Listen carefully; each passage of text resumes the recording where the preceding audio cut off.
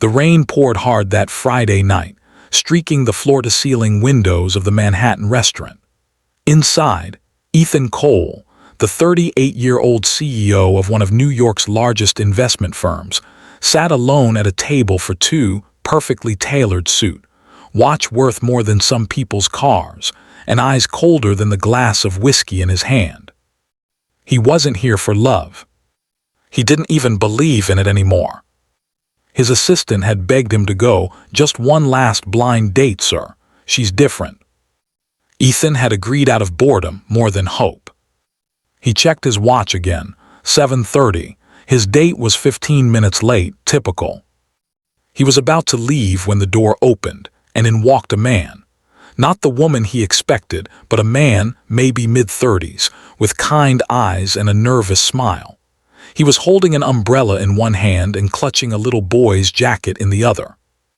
"Excuse me," the man said softly, walking up to Ethan's table. "Are you Ethan Cole?" Ethan raised an eyebrow. "Yes, and you are?" "Daniel," he said, his voice trembling slightly. "Daniel Brooks.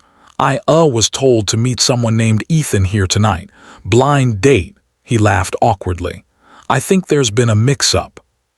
Ethan frowned, confused, until the hostess rushed over, apologizing profusely. Apparently, the dating service had accidentally matched them. One of them had signed up for Ethan Cole, the other for E. Cole, a totally different profile. Ethan should have walked out right then, but something about Daniel, drenched, embarrassed, yet still smiling, made him stay. They sat, they talked, and for the first time in years, Ethan listened. Daniel was a single dad, raising his 7-year-old son, Noah. His wife had died 3 years ago, cancer. He worked 2 jobs and still found time to volunteer at a community center on weekends. He laughed easily, spoke humbly, and looked at the world as if it hadn't broken him, even though it clearly had tried. Ethan, who had spent a decade believing emotions were liabilities, found himself quietly admiring this stranger's strength. "Why did you sign up for the dating service?" Ethan asked. Daniel smiled sadly. "Honestly, my son. He told me I should try to find someone to laugh with again." He chuckled. "I think he just wants someone to help me cook spaghetti." Ethan felt something stir inside him, something he hadn't felt in years. Not pity, not loneliness, but connection. Hours passed like minutes. When they finally left, the rain had stopped. Daniel offered Ethan his umbrella, even though he was the one walking.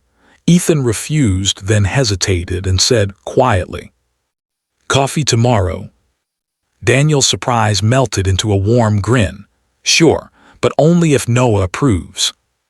Over the next few weeks, Ethan's life began to change, in ways he never saw coming. He met Noah, a bright, funny kid with paint on his hands and a smile that could melt steel. The boy asked endless questions, and for once, Ethan didn't mind. He started showing up at Daniel's small apartment, fixing leaky faucets, eating overcooked spaghetti, learning what it felt like to be human again. Slowly, the cold millionaire began to thaw. He donated to the community center, anonymously. He started leaving the office early just to catch Noah's soccer games. His assistant whispered to others, "Mr. Cole's different lately."